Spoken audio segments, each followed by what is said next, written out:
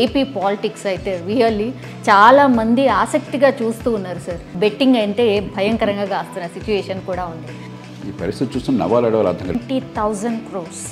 మరి సున్నాల తప్ప అది అర్థం కాని అంకెది. ఇంకోటి రాజధాని ఇష్యూ సార్. అటు ఇటు ఉన్న వాళ్ళు కూడా బొమ్మలు మాత్రమే చూపిస్తున్నారు కానీ రాజధాని ఎక్కడ అనేది మాత్రం ఫిక్స్ చేయట్లేదు. 3 1 అసలు ఎన్ని రాజధాని ఏపీ? ఆంధ్రప్రదేశ్లో గత 5 ఏళ్ళు జరిగిన తుగ్లక్ లాంటి నిర్ణయాలు కొన్ని. పిఠాపురం నుంచి జనసేనాని కాంటెస్ట్ చేశారు సార్. ఎంత ప్రభావం చూపించబోతున్నారు? మీ ఎక్స్పెక్టేషన్ ఏంటి సార్?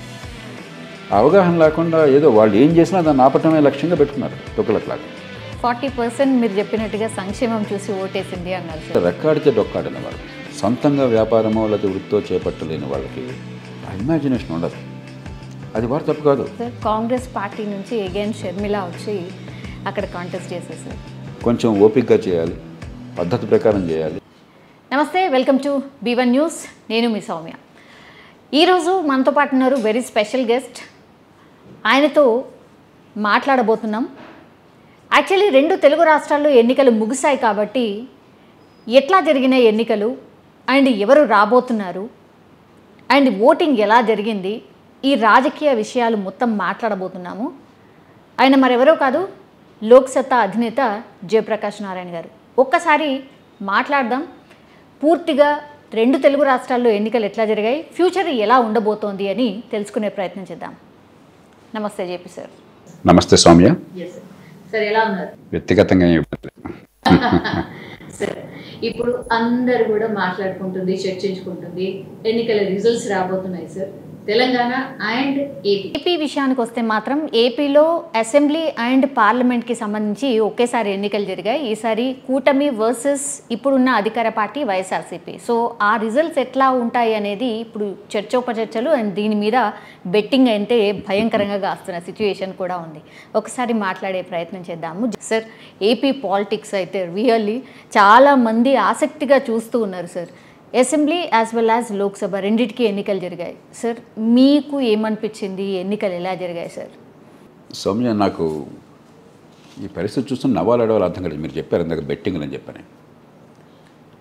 ఎన్నికలనే ఒక బెట్టింగ్ ప్రక్రియగా మార్చేస్తే మనం 2020 క్రికెట్ మ్యాచ్లుగా భావించినట్టయితే అంతకంటే ప్రమాదం దేశానికి ఇంకోవట్లేదు. నేను చాలా జాలి పడుతున్నాను, బాధపడుతున్నాను. ప్రజాస్వామ్యం అనేది చాలా సీరియస్ అఫైర్. మన ప్రతినిధుల్ని మన ఇచ్చ ప్రకారం రాజ్యాంగబద్ధంగా పాలించి మా ఉమ్మడి సేవలు అందించడయా నా పన్నుల డబ్బుతో నేను ఇచ్చిన ఓటుతో అని పెట్టుకునేది. దానిలో బెట్టింగ్ ఏదో గొర్రపందం ఏదన్నా 2020 క్రికెట్ మ్యాచా? మనం ప్రేక్షకులమా? మన జీవితాలు ఇక్కడ వచ్చే 5 ఏళ్ళు ఆ తర్వాత కాలంలో మన జీవితాలు ఏమవుతాయి అన్నది మన ఉమ్మడి సౌకర్యాల ద్వారా నిర్ణయిస్తుంది. దానికి పౌరఫట్టాన్ని ఇస్తున్నాం. కాబట్టి ఇదేదో కులాల మధ్య పోరాటంలాగా, బస్తీ మీద సవాల్లాగా, వ్యక్తిగతమైన ప్రతిష్ట విషయంలాగా, రాజుల మధ్య యుద్ధంలాగా, లేదా బెట్టింగ్ కోసం గుర్రాల రేసులాగా అసలు ఈ ఆలోచన ఉండటం పార్టీలకు కానీ, ఎన్నికల్లో పోటీ చేసే వాళ్ళకి కానీ, ప్రజలకు కానీ, అంటే ప్రజాస్వామ్యంలో ఎంత హీనస్థితిలో ఉన్నామో అర్థమవుతుంది. ఈ మాట ఎవరో ఒకళ్ళు చెప్పాలి. నేను ఈ మధ్య బెట్టింగ్ గురించి మళ్ళీ వింటున్నాను. ఆంధ్రప్రదేశ్లో బెట్టింగు 100 కోట్ల రూపాయలు, బహుశా అంతకంటే ఎక్కువ చేరుతుందని విన్నాను. 20,000 కోట్లు అంటే సార్ 20,000 crores. మరి సున్నాల తప్ప అది అర్థం కాని అంకెది. ఈ దేశంలో 195 మందిని 20,000 కోట్లు రాయవా రాయలేరు. నేను గ్యారంటీ చెప్తున్నాను మీకు. 20,000 కోట్ల అంకె రాయవయ్యా అని రాయలేరు. అట్లాగే ఎన్నికలు ఎంత ఖర్చు పెట్టారు ఆంధ్రప్రదేశ్లో అంటే కనీసం 10,000 కోట్లు అనుకుంటే కాసి 20,000 కోట్ల దాకా అని చెప్తున్నారు కొందరు. అంటే ఏ దేశంలో ఉన్నాం మనం? ఎంతటి భేద సమాజంలో ఉన్నామో, రాజకీయాన్ని ఎంత భ్రష్టు పట్టించాం మనం. ఎవరు నెగ్గారో తర్వాత చూద్దాం. దీని నుంచి మనం ఒకసారి ఆలోచన చేయకపోతే ఇదంతా కూడా ఇది రాజుల మధ్య పోరాటంలాగా, మనందరూ మౌన ప్రేక్షకుల్లాగా, మన బతుకుల గురించి కాకుండా మనం సరదాగా ఆస్వాదించే సినిమాలాగా మనం భావించినట్టయితే ఆ తర్వాత మనం ఏడిస్తే లాభమే ఉంది. కాబట్టి పత్రికలకి, పౌర సమాజంలో ఆలోచించే వాళ్ళకి, ప్రజలకు కూడా బాధ్యత ఉన్నది. ఇది మన జీవితాలను గురించి. రేపొద్దున జగన్మోహన్ రెడ్డి గారు నెగ్గారా, చంద్రబాబు నాయుడు గారు నెగ్గారా అని చెప్పన్నది వాళ్ళ జీవితాలను ఏమీ ప్రభావితం చేయదు. మనం మూర్ఖంలో ఉన్నాం. వాళ్ళెవరు బికారులు కాదు, వాళ్ళెవరికి జీవితాలు ఏం కాదు. ఎన్నికలు మన జీవితాలను గురించి, ఎన్నికలు ఎవరు నెగ్గారు అన్న దాని గురించి కాదు. ఎన్నికలు ఎవరో ఒకరు నెగ్గిన తర్వాత మన బతుకులు ఏమవుతాయి అన్న దాని గురించి. అది మర్చిపోయి మనం వ్యవస్థలం అయిపోయినాం, మూర్ఖులం అయిపోయినాం సమాజంలో. ఈ మాట పరుషమైన మాట నేను అనాల్సి వస్తుంది. ఎవరో ఒకటి అనాలి ఈ మాట. ఈ మూర్ఖత్వం నుంచి బయటపడాలి. 81% ఓటింగ్ జరిగింది సార్. చాలా అంటే చాలా ఇక్కడ నుంచి కూడా బస్సెస్లో, కార్స్లో ట్రాఫిక్ జామ్ అయిన సిచ్యువేషన్ కూడా ఉండింది సార్. జనరల్లీ 81% అంటే ఎక్కువ ఓటింగ్ వెళ్ళి ఓటేసి రావాలి అని కసితో వెళ్ళి ఓటేసినప్పుడు ఎట్లాంటి రిజల్ట్స్ వస్తూ ఉంటాయి సార్? ఏ ఆలోచనతో వెళ్తూ ఉంటారు? ప్రతి పార్టీ వాళ్ళకి అనుకూలంగా వ్యాఖ్యానం చేస్తారు. ఎన్నిక అయిన తర్వాత మనకు తెలుస్తుంది ఏం జరిగిందో. ఒక రకంగా వాదన ఏం చెప్తారంటే యాంటీ ఎస్టాబ్లిష్మెంట్, అధికారంలో ఉన్న వాళ్ళ మీద వ్యతిరేకత అన్నట్టయితే పెళ్ళు బుక్కుతున్నప్పుడు బాగా ఎక్కువ మంది ఓటేస్తారని ఒక వర్షన్ చెప్పుకోవచ్చు. మరొక వర్షన్ ఏం చెప్పొచ్చు అంటే బాగా పోలరైజేషన్, అటో ఇటో ఆడో పేడో తెచ్చుకునే పరిస్థితి ఉండి ప్రజల్లో తీవ్రమైన మనోభిప్రాయాలు ఉన్నట్టయితే అప్పుడు ఎక్కువ మంది ఓటేస్తారు. కాబట్టి వచ్చిన ఓట్ల శాతాన్ని బట్టి ఎవరు నగ్గుతారు అన్నది ముందస్తు చెప్పాలి. అంతా ఎన్నికైన తర్వాత చెప్తాం. ఎన్నికైన తర్వాత రకరకాల వ్యాఖ్యానాలు చేస్తాం. అంతే తప్ప ఎన్నికలకు ముందు అన్ని ఊహాగానాలు తప్ప దానికి ఎవరు శాస్త్రీయంగా చెప్పడం సాధ్యం కాదు. కానీ మన దేశంలో ఎన్ని పొరపాటున్న ప్రజాస్వామ్యంలో పొరపాటు నేను ఎండగట్టినంత ఇంకెవరు ఎండగట్ల. కానీ కనీసం ఓటు అనేది స్వేచ్ఛగా వేస్తున్నారు. బయట ఎన్ని ప్రలోభాలను ఉండొచ్చు, డబ్బులు తీసుకోవచ్చు, కులం కావచ్చు, లేకపోతే తాత్కాలికమైన తాయిలాలు కావచ్చు, మరొకటి కావచ్చు. కానీ పోలింగ్ బూత్లో ఎవడో తుపాకీ పెట్టో లాఠీ పెట్టో బలవంతంగా ఓటు వేయించట్లా. మంచో చెడో ఆ ఓటరు తన మనసుకు నచ్చినట్టుగా ఆ క్షణంలో వేస్తున్నారు. వాటిని నిజాయితీగా లెక్కెడుతున్నాం. మనం లెక్కెట్టి ఫలితాలు తెలుస్తున్నాం. ఫలితాలు వచ్చిన తర్వాత మనం గౌరవిస్తున్నాం. ఆ తీర్పుని ఇష్టం ఉన్నా లేకపోయినా కూడా, మనం నచ్చిన వాళ్ళు వచ్చినా నచ్చిన వాళ్ళు రాకపోయినా కూడా ఆ మేరకు ప్రజాస్వామ్యం బతుకుంది. కాబట్టి 81% ఓటు వేశారంటే ఖచ్చితంగా ఎక్కువ మంది, ఎంత ఎక్కువ మంది భాగస్వామ్యం అంటే ప్రజాస్వామ్యం అంత సజీవంగా ఉన్నట్లు లెక్క. దాన్ని బట్టి ఎవరు గెలుస్తారో ఎవరు ఓడతారో అంచనా చెప్పలేం. ఎందుకంటే ఒక మౌలికమైన పోరాటం ఆంధ్రప్రదేశ్లో జరిగింది. నేను ఈ మాట 4 ఏళ్ల నుంచి చెప్తున్నాను, ఇవాళ కొత్తగా కాదు. ఇది మామూలు ఎన్నిక కాదు. ఇది జగన్మోహన్ రెడ్డి గారికి చంద్రబాబు నాయుడు గారి మధ్య పోరాటం కాదు. ఇది రెడ్లకి కమ్మవాళ్ళకి మధ్య పోరాటం కాదు. మనంతా కూడా ఈ కులాలు ఈ పిచ్చో పడిపోయాం. ఇది మౌలికంగా సంక్షేమమే పరిపాలన, అభివృద్ధి అక్కర్లేదు. అక్కడ దాదాపుగా ఆ సంకేతాన్ని ఇచ్చారు. పెట్టుబడులు అక్కర్లేదు, పెట్టుబడులు పెట్టిన వాళ్ళని హింసిస్తాం, ఎవరైనా పెట్టుబడి వస్తారంటే వాళ్ళని పట్టించుకోం, మేము వస్తే లేకపోతే లేదు. అభివృద్ధి అక్కర్లేదు, అభివృద్ధిని గట్టిగా కోరేవాళ్ళు వర్గశత్రువులు అన్న భావం ఒక పక్కన. సంక్షేమమే పాలన, కానీ గట్టిగా సంక్షేమం అందించారు. సమర్థంగా నిజాయితీగా మధ్యలో ఎక్కడ కూడా లీకేజెస్ లేకుండా, అవినీతి లేకుండా అందించిన మాట వాస్తవం, దానిలో అనుమానం లేదు. రెండో పక్కన సంక్షేమంతో పాటు అభివృద్ధి లేకపోతే పేదరికం పోదు, అభివృద్ధి కావాలి. ఈ రెండింటికి మధ్య పోరాటం. నేను ఇందాక చెప్పాను, భారతదేశంలో ప్రస్తుతం ఉన్న పరిస్థితుల్లో అభివృద్ధికి మెజారిటీ లేదు. ఇంకా మన అభివృద్ధి నమూనాలో ఫలితాలు సామాన్యులకి అంత కనిపించేట్టుగా అందట్లేదు. కాబట్టి పేద కుటుంబాలకి మా బతుకులు బాగుపడతాయని విశ్వాసం కలగట్లేదు. కాబట్టి ఈ దేశంలో సంక్షేమానికే ఎక్కువ ఓటున్నమాట వాస్తవం. ఈ నేపథ్యంలో ఆంధ్రప్రదేశ్లో 5 ఏళ్లలో పూర్తిగా సంక్షేమమే పరిపాలన చూశారు. గతంలో ఉమ్మడి ఆంధ్రప్రదేశ్లో కానీ 14 నుంచి 19 దాకా ఆంధ్రప్రదేశ్లో కానీ విభజన తర్వాత పొరపాట్లు జరిగినా కూడా సంక్షేమంతో పాటు అభివృద్ధిని ఎట్లా చేయడం సాధ్యమో చూశారు. మౌలిక సదుపాయాల కల్పన కానీ, పెట్టుబడుల ప్రోత్సాహం కానీ కొన్ని ప్రయత్నాలు గట్టిగా జరిగినమాట వాస్తవం. ఈ తీర్పు ఆంధ్రప్రదేశ్ భవిష్యత్తుని శాసిస్తుంది.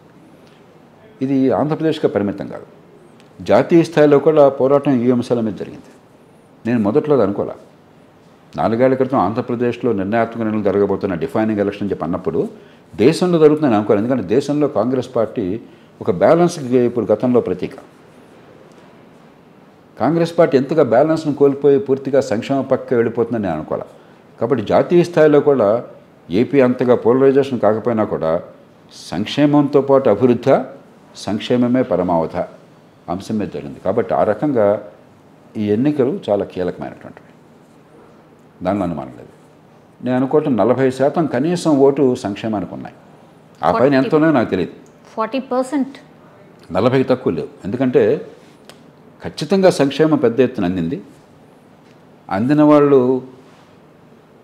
కొందరు ఆలోచిస్తారు, ఇది నా డబ్బు, వాళ్ళెవరో దానంగా ఇచ్చింది కాదు, ఇది నా డబ్బే, నా హక్కు, ఇది ఒక్కటే చాలదు నా పిల్లలు బాగుపడాలంటే, నా పిల్లలతో పోటీ పడాలని చెప్పంటే, నా కళలు నెరవేర్చుకోవాలంటే ఎల్లకాలం పుచ్చుకునే వచ్చాయి కాదు అని చెప్పి కొందరు ఆలోచిస్తారు.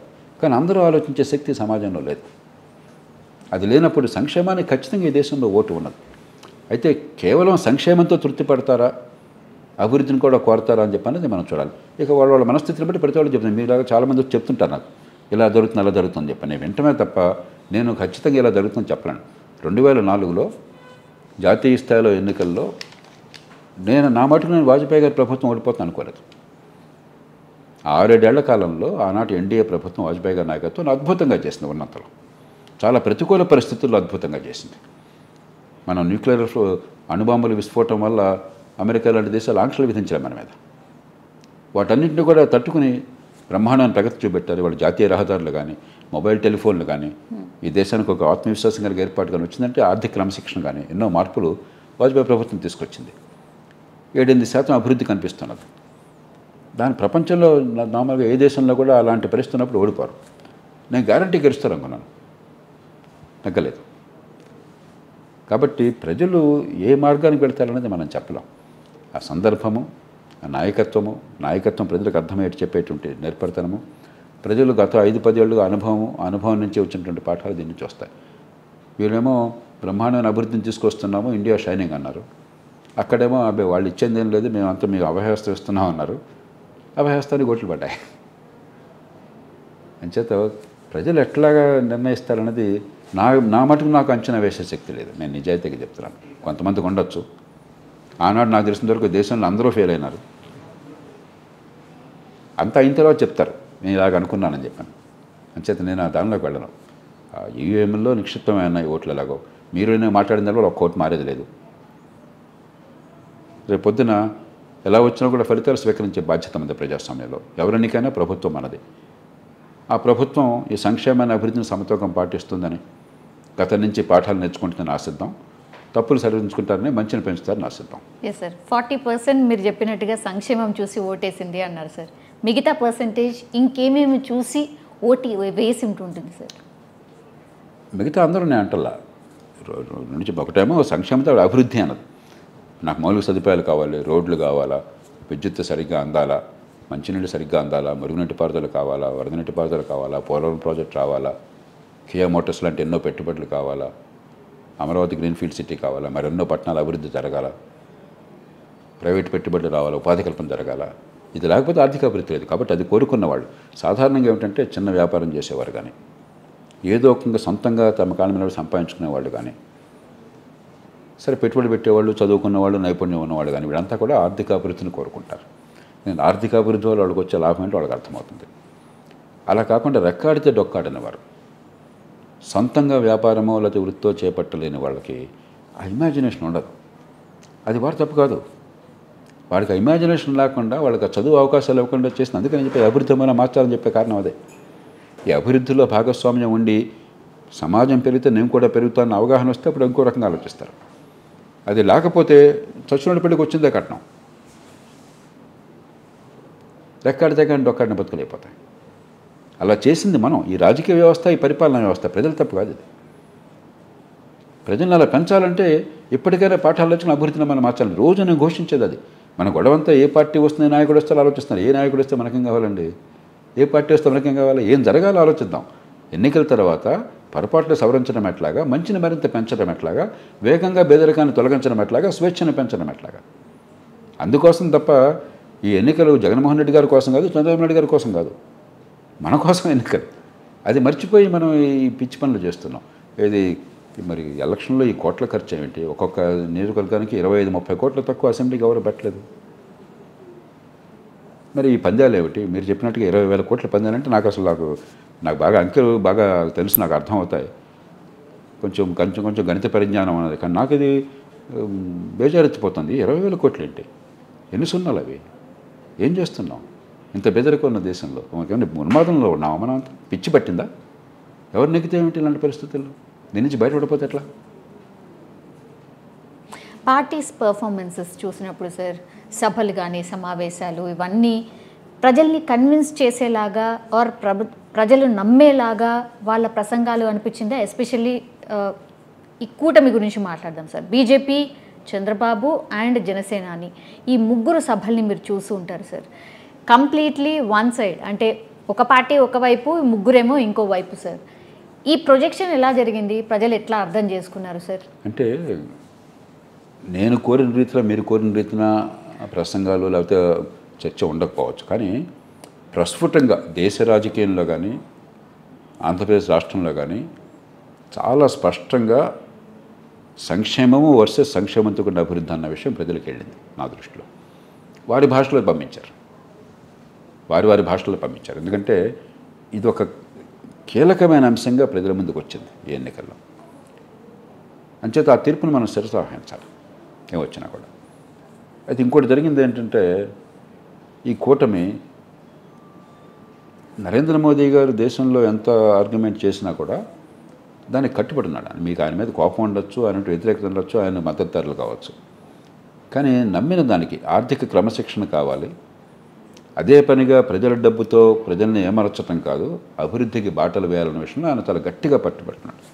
అందుకనే ఎన్నికలకు ముందు ఇచ్చిన బడ్జెట్లో ఇంత పెద్ద ఎన్నికలు దేశవ్యాప్తంగా మూడోసారి అధికారం కోసం పోటీ, మామూలుగా అయితే ఎంతగా మీకు టెంప్టేషన్ ఉంటుంది, మరికొన్ని తాయిలాలు ఇచ్చేద్దాం, మరికొన్ని ఉచితాలు ప్రకటించేద్దాం, అమలు చేద్దాం, మందం పోయా, దేశం ఏమైతే నాకేం కావాలా, దివాళా తీస్తే ఏం కావాలా, అప్పుల పాలైతే ఏం కావాలని చెప్పని ₹1 అదనంగా బడ్జెట్లో కొత్త తాయిలాలు కేటాయించలా.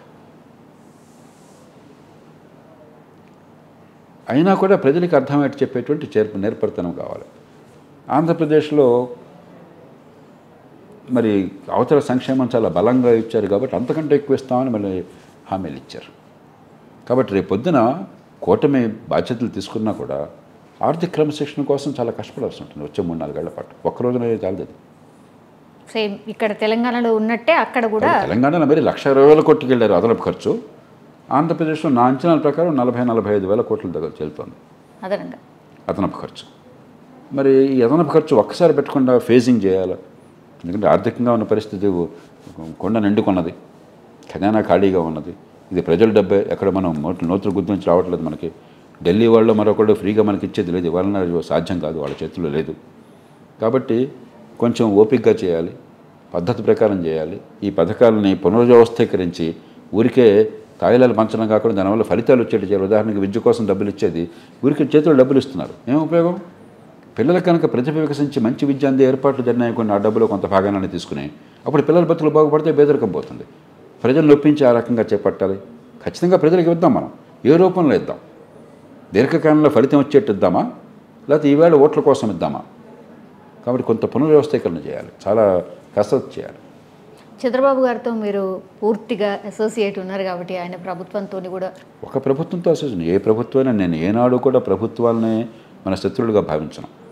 ఎవరు ప్రభుత్వంలోకి వచ్చినా కూడా ప్రభుత్వాన్ని మనం గౌరవించాలి. ప్రజలు తిప్పుతూ వచ్చారు, మనం ఇష్టం వచ్చినట్టు దుర్భాషలాడటం, నోటుకొచ్చినట్టు మాట్లాడడం రాజకీయంలో ప్రజాస్వామ్యంలో సరైనది కాదు. కాబట్టి చంద్రబాబు నాయుడు గారు ఖచ్చితంగా ఆంధ్రప్రదేశ్ అభివృద్ధికి ఆనాడు ఉమ్మడి రాష్ట్రంలో కావచ్చు, ఇప్పుడు ఆంధ్రప్రదేశ్ అభివృద్ధికి 14 నుంచి 19 దాకా కావచ్చు, చాలా ఖచ్చితంగా కృషి చేశాను. ఇంకా క్రెడిబిలిటీ ఉన్నది, ఆ విశ్వసనీయత ఉన్నది, దాన్ని మనం గౌరవించాలి.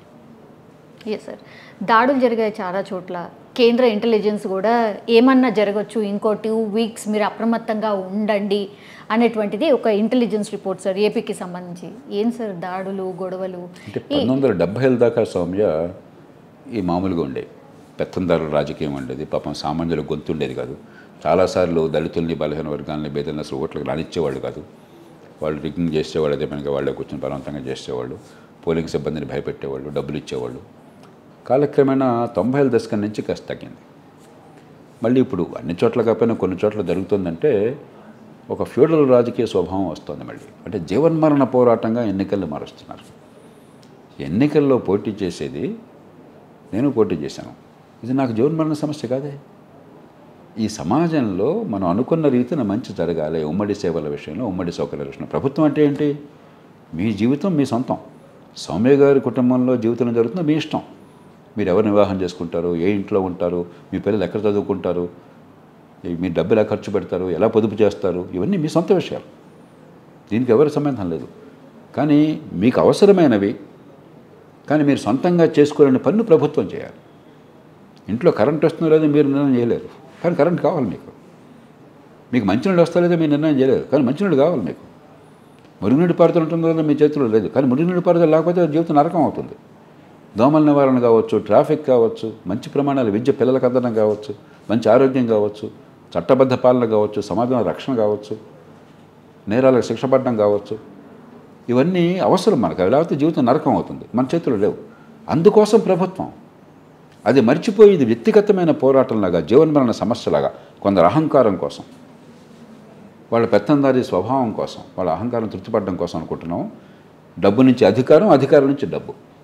నేను ఎవరిని అడుగుతున్నాను, ఏమయ్యా ఎమ్మెల్యేలకి ఈ పోటీకి 30-40 కోట్లు ఖర్చు ఏమిటి, నాకు అర్థం కావట్లేదు అని చెప్పి, మీరు పిచ్చోళ్ళు సార్, మీరు ఎమ్మెల్యేగా చేసినా మీకేం తెలియదు, మీరు కలెక్టర్గా చేసినా సెక్రటరీగా చేసినా మీకేం తెలియదు. ఇవన్నీ ఎమ్మెల్యే కూర్చోగానే మీకు ఒక ఇన్కమ్ స్ట్రీమ్ వచ్చేస్తుంది. ఆఫీసుల బదిలీల నుంచి, మరి ఎక్సైజ్ షాపుల దగ్గర నుంచి, లేకపోతే శాండ్ లాంటి దీని నుంచి, మైనింగ్ దీని నుంచి, భూముల దగ్గర నుంచి, పోలీస్ కేసుల నుంచి ఒక స్టాండర్డ్గా వచ్చేస్తుంది. ఎంత సిగ్గుచేటు అంటే, మధ్యయుగాల్లో ఉన్నాము, ఆధునిక ప్రజాస్వామ్యంలో ఉన్నాము మనం. ఈ మాటలు కొంతమంది కట్టుగా అనిపిస్తాయి. ఎవరు తగ్గినా సరే అదే పక్కన పెడదాం. దీని మార్పు కావాలా ఎప్పుడొకప్పుడు. దీని మీద మళ్ళీ కాయరాజకాయని పందాలు కాయటం. కాబట్టి ఇది జీవన్మరణ పోరాటం అనే భావం ఎప్పుడైతే వచ్చిందో, 10 కోట్ల రూపాయలు ఖర్చు పెట్టి ఈ గ్లామర్ మాస్తో వచ్చినప్పుడు ప్రాణమైనా పోతుంది, ప్రాణమైనా తీసిన పర్లేదు. ఇప్పుడు ఇవాళ కొంతమంది ఎట్లా ఉన్నారంటే, నా ప్రాణమైనా తీసుకోవాలి సార్, అధికారులు మాత్రం పోవడానికి వెళ్ళలేదు, పదవి మాత్రం పోవడానికి వెళ్ళలేదు, చావనన్నా చేస్తాను కానీ అంటే ఈ ఎంతటి ఉన్మాదంలోనో నాకు అర్థం కావట్లేదు. ఏపీలో ఒక పార్టీ గెలిస్తే ఇంకో పార్టీ ఉండదు అనేది ఒక టాక్ సార్. అలా ఎప్పుడు జరగదు ప్రజాస్వామ్యంలో. ప్రజాస్వామ్యంలో పోటీ అనివార్యంగా ఉంటుంది. 2 పార్టీలు ఉంటాయి. ఏ పార్టీ ఉంటుందనేది నేను ఇందాక చెప్పాను. సిద్ధాంత పటిమ ఉన్నట్టయితే, వ్యక్తిగత అహంకారం అధికారం కోసమే కాకుండా కొన్ని మౌలిక సిద్ధాంతాల కోసం సమాజం ఎట్లా ఉండాలని మీకు ఒక విజన్ ఉన్నట్టయితే, ఆ విజన్ని మీరు కమ్యూనికేట్ చేసే ప్రజలకు ఖచ్చితంగా పార్టీలు బతుకుతాయి. లేకపోతే పార్టీలు పోయినా మనం బాధపడాల్సిన అవసరం లేదు. పార్టీలు వ్యక్తుల సొంత ఆస్తులు అయినట్టయితే, వాళ్ళ కోసమే పార్టీలు ఉంటే మనకు పార్టీలు ఎందుకు పట్టించుకోవాలి? అంతే. పార్టీ ఉంటున్నారు దాని ఎన్నికల ఫలితాలను బట్టి మాత్రమే కాదు ఉండేది. Yes sir. ఏపీలో ఎస్పెషల్లీ ఒక పర్టికులర్గా ఒక పర్సన్ గురించి మాట్లాడాలి సార్. కాంగ్రెస్ పార్టీ నుంచి అగైన్ షర్మిల వచ్చి అక్కడ కాంటెస్ట్ చేశారు సార్. అంటే బ్రదర్ మీన్నే పోరాటం అనుకోండి, ఇంకో కుటుంబం మధ్యనే పోరాటం లాగా నడిచింది సార్. మీ ఒపీనియన్ ఏంటి సార్? అంటే రీఎంట్రీ ఇక్కడి నుంచి అక్కడికి. నేను కుటుంబ వ్యక్తిగత విషయాల్లోకి వెళ్ళను సార్, కానీ షర్మిల గారు గట్టి పోరాటం చేశారు. కాంగ్రెస్ పార్టీ ఇప్పుడు ఇందాక చెప్పాను, 3వ పార్టీగా ప్రజల మనస్సుల్లో ప్రతిష్టనప్పుడు పెరగడం చాలా కష్టం. ఆమె గట్టి ప్రయత్నం చేశారు. ఆమె కొంత ఓట్ల శాతం కొంత పెరగచ్చు, కానీ గణనీయమైన ప్రభావం ఉండే అవకాశం లేదు. ఎందుకంటే పోటీ గట్టిగా ఉన్నప్పుడు, 2 బలమైన శక్తులు పాతుకుపోయినప్పుడు, ప్రజలకు ఒకవేళ మీ మీద ఆదరణ సద్భావం ఉన్నా కూడా మీకు ఓటు వేయరు. ఇది ఎన్నికల వ్యవస్థ వచ్చింది. First past the post system అంటాం. ఒక ఓటు ఎక్కువ వస్తే గెలుపు, ఒక ఓటు తక్కువ వస్తే ఓటమే ఉన్న వ్యవస్థ. అది ఉన్నప్పుడు నా మనసు మీ పక్కన ఉన్నా కూడా ఓటు ఇంకో పక్క వెళ్తుంది. ఎందుకంటే ప్రజాస్వామ్యంలో, మనలాంటి ప్రజాస్వామ్యంలో, ఎన్నికల వ్యవస్థలో ఓటు వేసేది నాకు బాగా నచ్చిన వాళ్ళ కోసం కాదు, నేను బాగా మెచ్చిన వాళ్ళ కోసం కాదు. పోటీలో ఉన్న ఇద్దరిలో ఒకడు ఎట్టి పరిస్థితులు రాకూడదు నాకు ఉంటుంది. కాబట్టి వాడు రాకుండా నేను ఓటు వేయాలి. కాబట్టి నాకు పెద్దగా ఇష్టం లేకపోయినా ముక్కు ముసుకొని వేస్తాను ఇంకోటికి. టాక్టికల్ ఓటింగ్ అంటాం. ఇది మన దేశంలోనే కాదు, ప్రపంచం అంతా కూడా ఈ ఎన్నికల వ్యవస్థలో సర్వసామాన్యం. అది అందులో మన దేశంలో అనివార్యం. కాబట్టి 3వ పార్టీకి అక్కడే కాదు, ఎక్కడైనా సరే, భాజపా ఉంది, ఇంత బలమైన పార్టీ, అంత గొప్ప నాయకుడు, చాలామంది నాయకులు ఉన్న పార్టీ. మరి కూటమి లేకపోతే ఆంధ్రప్రదేశ్లో ఏమైంది? చాలా రాష్ట్రాల్లో ఏం చేయగలుగుతున్నారు? అంచేత అది పార్టీ ఎంత గొప్పదైనా కావచ్చు, నాయకత్వం ఎంత గొప్పదైనా కావచ్చు, ఎంత కష్టాన పడవచ్చు, దీర్ఘకాలంగా ఫలితాలు ఉండొచ్చు, దీర్ఘకాలంగా తారుమారు అవుతుంది. 2వ పార్టీ ప్రజల మనసులోంచి మారిపోతుంది, ఈ పార్టీ బదులు ఇంకో పార్టీ వస్తుంది. స్వల్పకాలంలో చాలా కష్టం. Yeah sir. ఇంకోటి రాజధాని ఇష్యూ సార్. అక్కడ ఇంకా రాజధాని ఏంటి అనేది ఇంకా క్వశ్చన్ మార్కే సార్. ఇద్దరు కూడా అంటే అటు ఇటు ఉన్న వాళ్ళు కూడా బొమ్మలు మాత్రమే చూపిస్తున్నారు, కానీ రాజధాని ఎక్కడ అనేది మాత్రం ఫిక్స్ చేయట్లేదు. 3, 1 అసలు ఎన్ని రాజధాని ఏపీకి ఎప్పుడు ఫిక్స్ చేస్తారు? సౌమ్య, ప్రభుత్వం అనేది శాశ్వతం, ఎన్నిక అనేది విప్లవం కాదు. నేను ఈ మాటలు చాలా జాగ్రత్తగా చెప్తున్నాను. ఎన్నికలు ఎన్నైనా జరగవచ్చు, ప్రభుత్వంలో నడిపేవాళ్ళు మారవచ్చు, కానీ ప్రభుత్వాలు మారవు. ప్రభుత్వం ఉంటుంది, శాశ్వతంగా ఉంటుంది.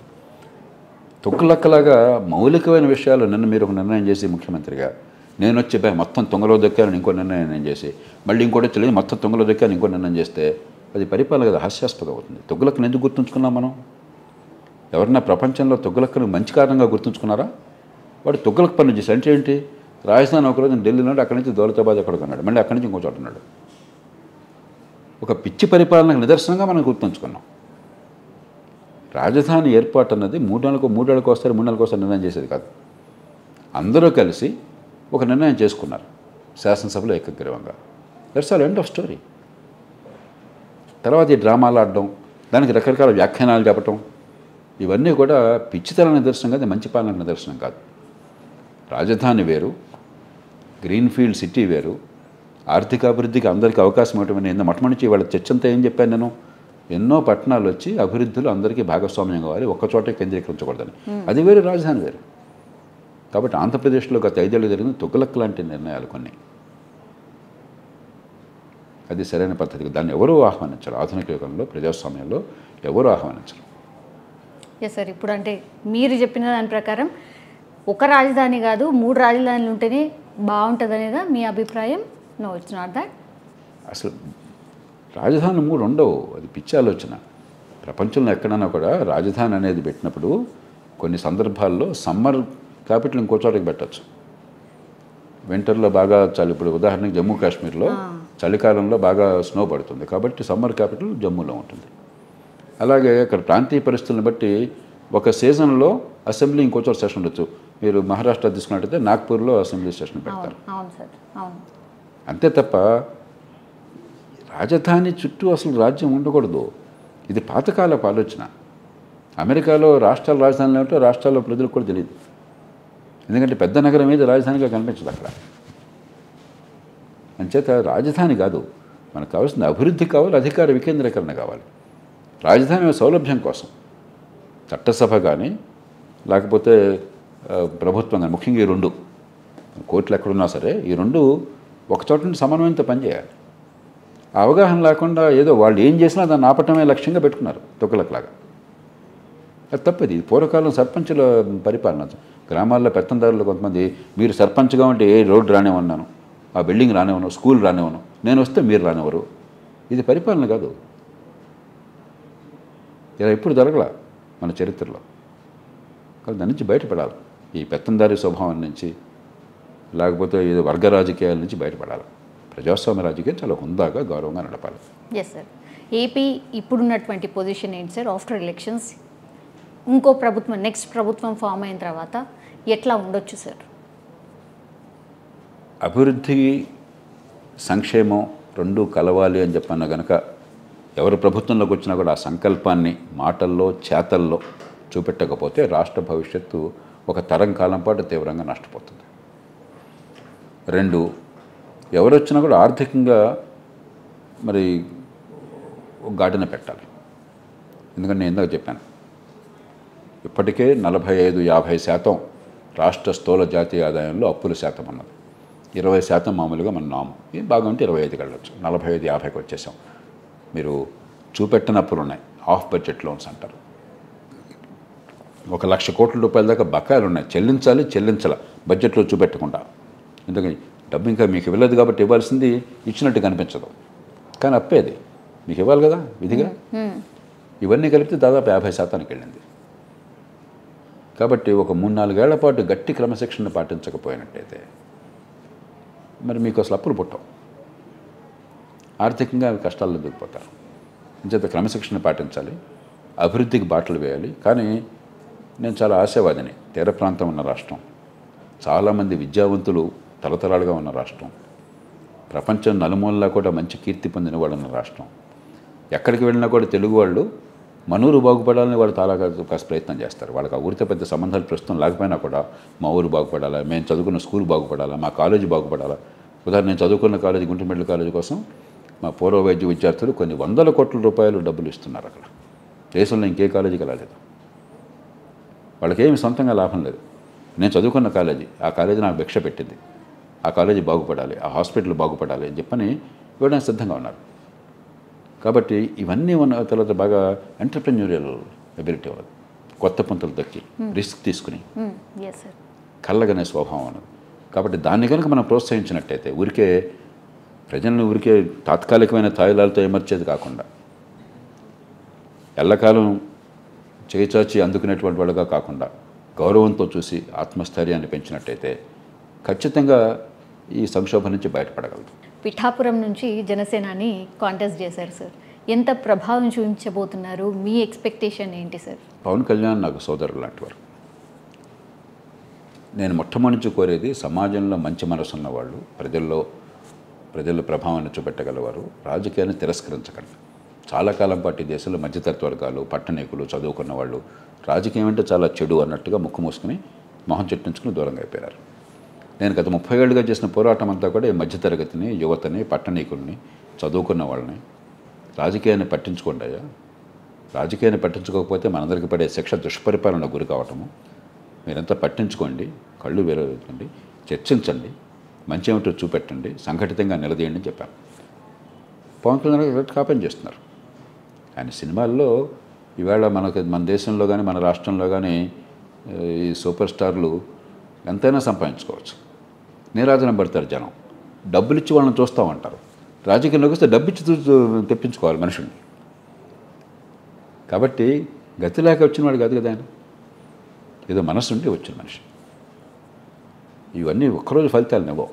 ఇందాక అనుకున్నాం, బలమైన శక్తులు ఉన్నప్పుడు, రాజకీయంలో చాలా తప్పులు ఉన్నప్పుడు మన ఎన్నికల వ్యవస్థలో దీర్ఘకాలం పోరాటం కావాలి. ఆయన దీర్ఘకాలం పోరాటం చేస్తున్నారు, గత ఎన్నికల్లో చేశారు. కాబట్టి ఈ పోరాటం కొనసాగించాలి, వచ్చిన అవకాశాలు సద్వినియోగం చేసుకోవాలి. అలాగే ఇప్పుడు కూటమిలో కలవడం చాలా సరైన పని. ఎందుకంటే మూడవ పార్టీకి ఓట్లు ఉన్నా కూడా అది గణనీయ ఓట్లు లేనప్పుడు అవన్నీ వృధా అయిపోతాయి. కాబట్టి ఆ భావం ప్రజల్లో ఉంటే ఇంకా పడిపోతుంది. కాబట్టి ఆయన ఇతర శక్తులతో కలిశారు, బలమైన శక్తులతో. దానివల్ల ఏమవుతుందంటే మీ బలం వారితో కలిస్తే మీకు వారికి కూడా ప్రయోజనం రాజకీయంగా వస్తుంది. దాన్ని రాజకీయ ప్రయోజనంతో ఆగకుండా రాష్ట్రంలో సుపరిపాలన, దీర్ఘకాల అభివృద్ధి, అవినీతి అంతం, ఈ డబుల్ రాజకీయాన్ని అంతం చేయడం కోసం ఏర్పాటు చేయడం, జీరో బడ్జెట్ అని చెప్పి అంటున్నారు. అది ఆచరణలో ఉండడం కోసం ఏం చేయాలి దాని గురించి ఆలోచన చేయడం, అధికార వికేంద్రీకరణ చేయడం, చట్టబద్ధ పాలన తేవటం. అలాగే నేను ఇందాక చెప్పిన అభివృద్ధి నమూనాను మార్చి చిన్న పట్టణాల ఏర్పాట్లు లాంటివి చేయడం. దీనికి కనుక దోహదం చేస్తే ఆ ఉన్నటువంటి జనాకర్షణ కానీ, ఆ చిత్తశుద్ధిని కానీ, ఉన్న సంఖ్యాబలం, రాజకీయ సంఖ్యాబలాన్ని కానీ ఖచ్చితంగా మంచి ఫలితాలను ఇస్తుంది. అది జరగాలని నేను కోరుకుంటున్నాను. పవన్ కళ్యాణ్ గారిని మనసారా అభినందిస్తున్నాను. Yes sir. కేంద్రం విషయానికి వస్తే సార్, ఇండియా అండ్ ఎన్డీఏ ఇప్పుడు బాగా నడుస్తున్న టాక్ ఏంటంటే ఎన్డీఏ చరిష్మా తగ్గింది, మోడీ చరిష్మా తగ్గింది, ఇండియా కూటమి కొంత గ్రౌండ్ లెవెల్లో చాప కింద నీరులాగా వచ్చి ఇప్పుడు బాగా టఫ్ కాంపిటీషన్ ఇస్తోంది అనేది ఒక టాక్ సార్. ఎన్డీఏ డిఫెన్స్లో పడింది, ఇండియా పుంజుకుంటోంది అనేది టాక్. మీ ఒపీనియన్ ఏంటి సార్? సౌమ్య, 3వ టర్మ్లో ఇంత పెద్ద దేశం, సంక్లిష్టమైన దేశంలో అధికారం రావడం ఆషామాషి కాదు. రెండోది, అభివృద్ధికి ఈ దేశంలో మెజారిటీ లేదు. కాబట్టి 2 ప్రతికూలమైనటువంటి పరిస్థితుల్ని ఎన్డీఏ ఎదుర్కొన్నది. ఒకటి, 3వసారి అధికారంలోకి జవహర్లాల్ నెహ్రూ తర్వాత ఇంకెవరు రాల. నెహ్రూ గారు 52లో, 57లో, 62లో నెగ్గారు, 64లో చనిపోయినారు. ఇందిరాగాంధీ గారు 67లో నెగ్గారు బొటాబొటీగా, 71లో బ్రహ్మాండంగా నెగ్గారు, 77లో ఓడిపోయారు. ఇంకెవరు 3వ టర్మ్ రాల. మన్మోహన్ సింగ్ గారి ప్రభుత్వంలో సొంతగా మెజారిటీ రాలేదు ఎలాగో, కానీ 2 సార్లు వచ్చారు, 3వ సారి లేదు. కాబట్టి ఇది ఒక అసాధారణమైనది. 1962 తర్వాత అంటే ఎన్నేళ్ళైంది? 62 ఏళ్ళైంది కరెక్ట్గా. 62 ఏళ్ల క్రితం చూసాం 3వ సారి నెగ్గడం. మళ్ళీ ఈవేళ దానికోసం పోరాటం జరిగింది. కాబట్టి ఇది మామూలు విషయం కాదు, మనమేదో ఆషామాషి కాదు. రెండోది, గట్టిగా పట్టుకుని ఆర్థిక క్రమశిక్షణ పాటించి సంక్షేమాన్ని గట్టిగా అమలు చేశారు మోదీ గారి ప్రభుత్వం. కానీ సంక్షేమమే పరిపాలన కదా, దానికి ఒక పరిమితి ఉండాలి. మన డబ్బులు మన పిల్లల భవిష్యత్తును కాపాడాలని చెప్పంటే, పెట్టుబడులు పెట్టాలని చెప్పి దానికోసం గట్టిగా సంకల్పించారు. ఆయన శత్రువు కూడా ఒప్పుకొని తినాలి. ఈ 2కి ఓట్లు లేవు, మనం గుర్తించాలి. ఆ నేపథ్యంలో 400 సీట్లు వస్తాయి ఇలాగ చాలామంది వారు చెప్పుకున్నారు, కొంతమంది అనుకున్నారు. అది కొంచెం అతిశయోక్తి. 273 వస్తే అద్భుతం. 3వసారి స్పష్టం, ఇవాళ దేశంలో ఉన్న పరిస్థితుల్లో స్పష్టమైన మెజారిటీ ఒక పార్టీకి వస్తే అది అద్భుతం. ఇంగ్లీష్లో ఒక సామెత ఉన్నది, extracting defeat from the jaws of victory అని. విజయం కోరల్లోంచి అపజయాన్ని లాగట్టేవడం. కాబట్టి హాయిగా గెలిచే అవకాశం ఉన్న దాన్ని 400 సీట్లు అని చెప్పని ఇప్పుడు 400 కంటే ఒక 50 100 తగ్గితే ఓడిపోయేదాకా అనుకోవాలంటే చాలా మూర్ఖత్వం అవుతుంది. కాబట్టి అలా చూడకూడదు మనం. అత్యాశ పడ్డారనుకోవచ్చా సార్? వాళ్ళు పడ్డారని కాదు, మనం కూడా మన చర్చలో కూడా మనకి రాజ్యాంగ ప్రకారం మనకు కావాల్సింది స్పష్టమైన మెజారిటీ ఉన్న ప్రభుత్వం కావాలి, అంతకంటే ఏం అక్కర్లా. అది వస్తే సరిపోతుంది. ఎప్పుడైతే స్పష్టమైన మెజారిటీ వస్తుందో చాలామంది అనుకుంటున్నారు. అవును కాదు, రేపు పొద్దున ఎన్నికల ఫలితాలు చూద్దాం. నేను ఎప్పుడు ఈ అంచనాకి వెళ్ళని చెప్పాను మీకు. ఇప్పుడు ఏ పరిస్థితి వచ్చింది, చర్చ వల్ల ఏమొచ్చిందంటే స్పష్టమైన మెజారిటీ వస్తే అది ఓటమిలాగా భావిస్తున్నారు. అట్లా అవుతుంది అది. మూడవసారి ఒక్కసారి ఈ దేశాన్ని ప్రారంభించినటువంటి రాజకీయంలో మొదటి ప్రధానమంత్రి స్వాతంత్రం వచ్చిన కొత్తల్లో మూడోసారి పొందితే ఇవాళ పరిస్థితుల్లో మూడోసారి అందులో ఆర్థిక క్రమశిక్షణ పాటిస్తూ కొత్తగా తాయిలాలు ఇవ్వకుండా అభివృద్ధికే బాటలు వేయాలని చెప్పి గట్టిగా నిలబడి మూడోసారి పొందాలంటే ఆషామాషి కాదు భారత దేశంలో. బహుశా మూడోసారి అవకాశం ఉందేమో చూద్దాము. ఒకవేళ లేదనుకుంటే చూద్దాం మరి సంకీర్ణమే వస్తుందో. సార్ అంటే రిజర్వేషన్ ఇది చాలా నడిచింది సార్. రిజర్వేషన్లు తీసేయబోతున్నాము, ఆర్ ముస్లిం రిజర్వేషన్ మేము తీసేస్తాము అని అంటే అసలు మొత్తమే రిజర్వేషన్లు తీసేస్తారు. ఇట్లా రకరకాల టాక్ నడిచింది సార్. ఏమైందంటే ఈ దేశంలో ఇప్పటిదాకా ఒక బ్యాలెన్స్ ఉండింది రిజర్వేషన్ విషయంలో. ఏమిటా బ్యాలెన్సు? రాజ్యాంగపరంగానే రిజర్వేషన్లు ఎక్కడొచ్చినాయి? పుట్టుకతో వచ్చిన వివక్ష. పుట్టుకతో వివక్ష ఎక్కడుంది? హైందవ సాంప్రదాయంలో కుల వ్యవస్థను పెట్టారు కాబట్టి ఏ పాపం ఎరిగిన వాళ్ళు కేవలం ఆ కులంలో పుట్టిన కారణంగా తరతరాలుగా వివక్షకు గురైనమాట వాస్తవం. దానికి పరిష్కారం రిజర్వేషన్ కాదు, కానీ తాత్కాలికంగానైనా సరే ఉపశమనాన్ని కలిగించాలి. అంబేద్కర్ గారు అందుకని 10 ఏళ్ళు పెట్టిన కారణం అది. ఈ లోపల మంచి ప్రమాణాల విద్య, దేవుడిచ్చిన తెలివితేటలు వికసించే అవకాశాన్ని ఇస్తే ఏ కులంలో పుట్టినా కూడా పిల్లలు ఎదుగుతారు, ఇతర పిల్లలతో పోటీ పడతారు. అలాగే ఆరోగ్యాన్ని అందించడం, ఆత్మవిశ్వాసాన్ని కలిగించడం కొంతకాలం పడుతుంది. ఈ లోపల ఈ రిజర్వేషన్ అనేది మిమ్మల్ని మేము హక్కును చేర్చుకుంటున్నాం, ఈ సమాజంలో భాగస్వాములు చేస్తున్న సంకేతంగా పెట్టారు. 10 ఏళ్ళు అన్నారు. మనం ఏం చేసాం? రిజర్వేషన్లు శాశ్వతంగా కొనసాగించి అంబేద్కర్ గారు ఏం కోరుకున్నాడో దాన్ని మాత్రం అందించకుండా మంచి ప్రమాణాల విద్యను అందించి సంపన్న వర్గాల పిల్లలతో పోటీపడే శక్తిని ఇవ్వడం. అప్పుడు నిజంగా సమానత్వం వచ్చేది. అది మాత్రం చచ్చిన రాకుండా డబ్బులు ఖర్చు పెడుతున్నాం విద్య కోసం. తెలుగు రాష్ట్రాలు 2 కలిపితే 55,000 కోట్లు ఖర్చు పెడుతున్నాం చదువు కోసం అని చెప్పని. చదువు పెడితే బహుశా ఇప్పుడు అమ్మఒడి కలిపితే 60,000 కోట్లు అవుతుందేమో. కానీ విద్య మాత్రం అందట్లా.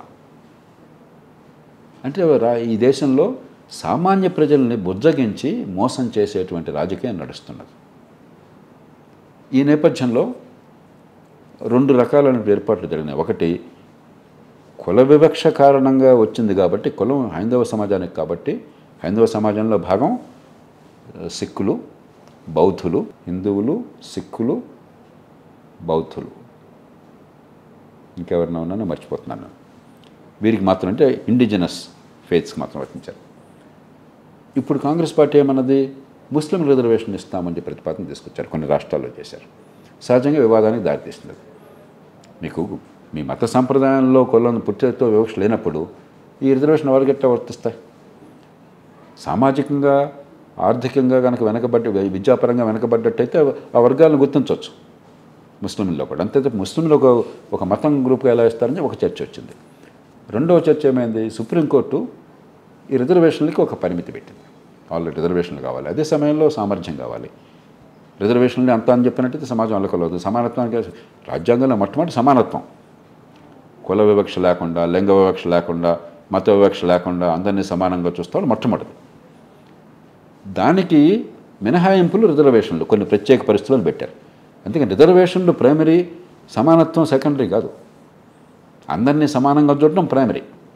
మన దేశంలో ప్రత్యేక పరిస్థితుల్లో కొన్ని వర్గాలకు ప్రత్యేక రాయితీలు ఇవ్వడం సెకండరీ. ఈ సెకండరీ ప్రైమరీని జయించేసి అంత రిజర్వేషన్లు పెట్టేస్తామంటే సమాజంలో కలర్ అవుతుంది.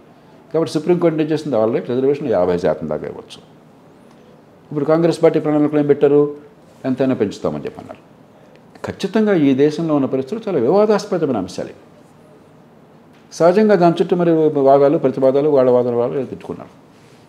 అంటే నేను చెప్పాను ఇందాక మళ్ళీ బ్యాలెన్స్, సమతూకాన్ని దేశంలో పాటించకపోతే ఈ కులాలు, వర్గాలు, రిజర్వేషన్ల విషయంలో కావచ్చు, సంక్షేమ అభివృద్ధి మధ్య కావచ్చు, సుస్థిర ప్రభుత్వము అదే సమయంలో ప్రజాస్వామ్యంలో కాపాడడం విషయంలో కావచ్చు,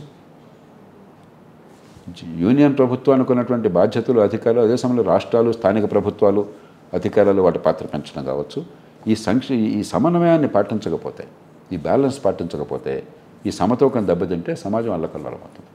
ఇవాళ కొన్ని రంగాల్లో సమతూకం దెబ్బతింటుంది, అది సమస్య. Yes sir.